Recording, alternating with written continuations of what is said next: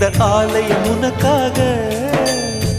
வானில் ஒரு புயல் மழை வந்தால் அழகே என்னை எங்கனம் காப்பாய். கண்ணே உன்னை என் கண்ணில் வைத்து இமைகள் எனும் கதவுகள் அடைப்பேன். சத்தியமாகுமா? நான் சத்தியம் செய்யவா? தொடு தொடுவெனவே வானவில் என்னை தூரத்தில் அழைக்கின்ற நேரம். உவா